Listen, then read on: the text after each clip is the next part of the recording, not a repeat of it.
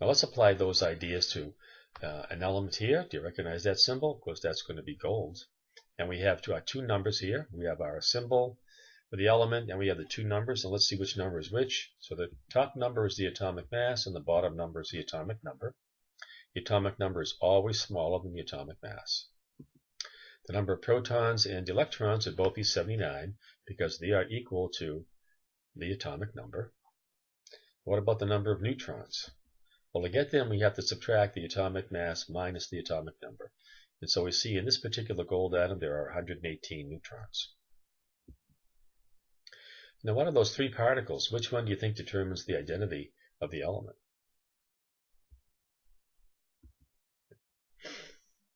So we're going to answer that question in a sec. So all atoms of an element have the same number of protons. All sodium atoms have 11 protons then. But not all sodium atoms have the same atomic mass. So which particle determines the identity of an atom? It's going to be the number of protons. Let's check out a couple of isotopes of sodium so we can see exactly what an isotope is. So if we're first starting off with sodium, this particular type of sodium, and in the nucleus we have 11 protons and we have 12 neutrons, and if you add those two numbers together you get your 23. And we have 11 electrons to balance off the protons, and they're out here somewhere. So this would be one form of sodium. Another type of sodium, a little bit heavier. Here we have sodium with 13 neutrons versus 12, and so the mass is heavy by 1, but it still has 11 protons and 11 electrons. So these are two isotopes of sodium. This one is called sodium 23, and this one is called sodium 24. Most elements exist like this, that they'll have more than one form or isotopes. So the isotopes differ in the number of neutrons. The number of protons will be the same, but the neutrons have to be different in order for them to be isotopes. Now why don't you see if you can answer this question. Look up the atomic number for carbon and use the atomic masses listed for these two isotopes of carbon and figure out how many protons, neutrons, electrons they possess. So you might want to pause the slide right now and then write down your answers and come on back and check them out. Okay, here they go. Carbon 12 would have 6 protons and 6 neutrons and 6 electrons outside it. Carbon 14 would have 6 protons and 8 neutrons and 6 electrons outside. And you could write the symbols like that. And here are some isotopes of magnesium, just to show you how isotopes in general behave. Excuse me. First of all, we have 78.7% for this particular isotope, and then the others are very much smaller. This one then is the more stable form of magnesium because this is the way we find it in nature. Whereas these other two would be unstable or radioactive. And this is the way it is. If an element exists in more than one isotope, one will be stable and the other will be unstable. And the stable one is always by 5 and a greater percent in nature. Now, when we calculate an atomic mass like you would see on the periodic table, we have to consider the different isotopes for an element and what abundance they exist in nature. So that's why the atomic masses that are listed on the front of your book will have decimals in them, because they're really weighted averages based on the different isotopes of that element. Now here's a question for you to try. So you want to pause on this one. So we're given an atom of zinc with a mass of 65. How many protons would it have? How many neutrons would it have? And then what is the mass number of a different atom of zinc if it had 37 neutrons? So I'm going to show you the answers now, so you want to either stop the video or just wait for the answers. Okay, for A, the answer would be 30.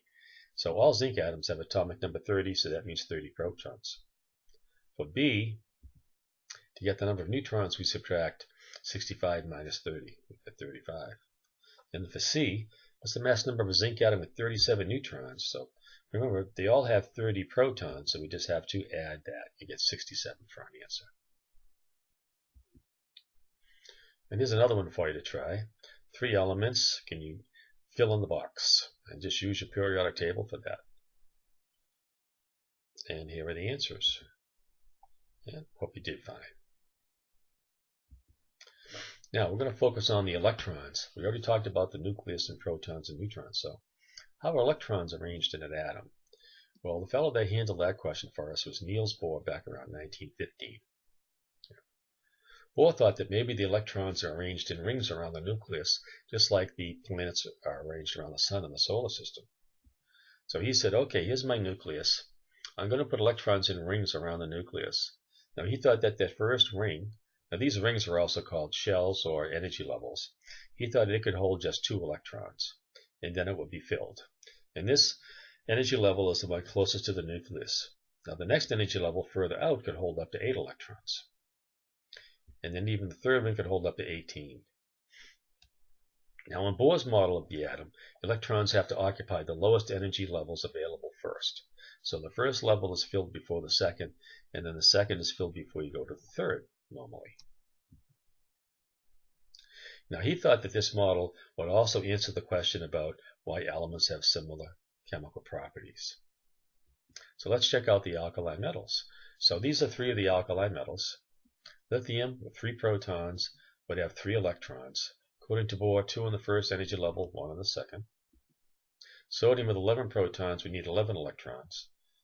Arrange 2, 8, and 1. So you fill up the first level with 2, go to the second, fill it up with 8, and you have 1 more left to go to the third.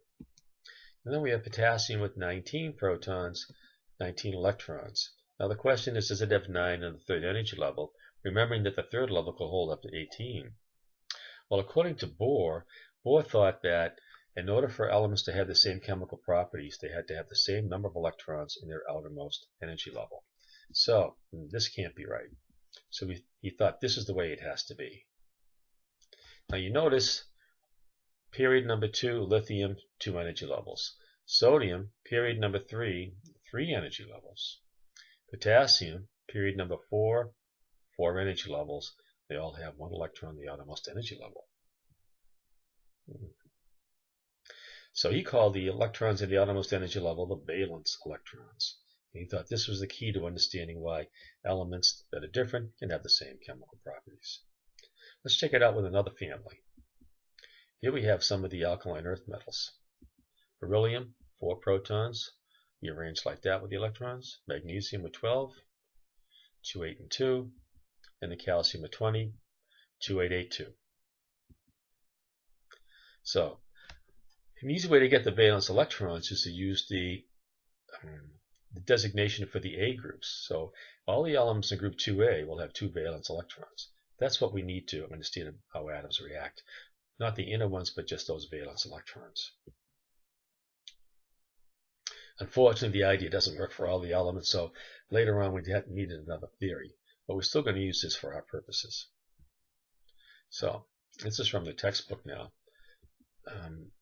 The first energy level is filled when we get to helium. So it has atomic number, and then we have the number of electrons here. Just ignore that synchronization thing. And then, if you notice that we're putting electrons into the second energy level until we get down to 8. So that's filled there. Okay. Now, we're not filled when we get down to here with argon because that can hold up to 18. So the A groups then, just the A groups, 1A, 2A, all the way up to 8A, that'll give us the number of valence electrons for all the elements in those columns. So we don't have to break all the electrons down to find out how many are in the outermost energy level. This is very handy. Now let's see if you can answer these questions. First question for oxygen, and silicon, and chlorine, and I'm giving you their atomic numbers, so you don't have to look anything up. How many electrons on each energy level for the atoms below? So you want to pause the slide and write down your answers. Okay, here are the answers. For oxygen, it would be 2 and 6. For silicon, it would be 2, 8, and 4. And for chlorine, it would be 2, 8, and 7. How many of these electrons are the valence electrons? So for oxygen, 6, 4, and 7, like that. Pretty easy. Next thing we're going to look at is how atoms produce light. And we can see a rainbow here, something that we've all seen. And a rainbow has a certain band of colors and it's always in the same order. We're going to investigate that. So Bohr thought that maybe electrons are responsible for producing light. So the first thing we have to do is check out the different types of light that are out there. So the electromagnetic spectrum means a band of light.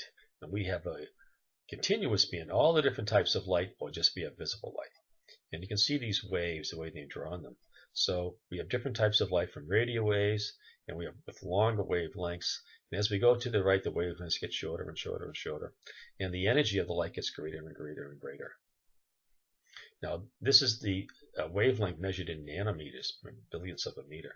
All we can see is a small little band of light right here. And you can see from the visible ranges from 700 to 400 nanometers.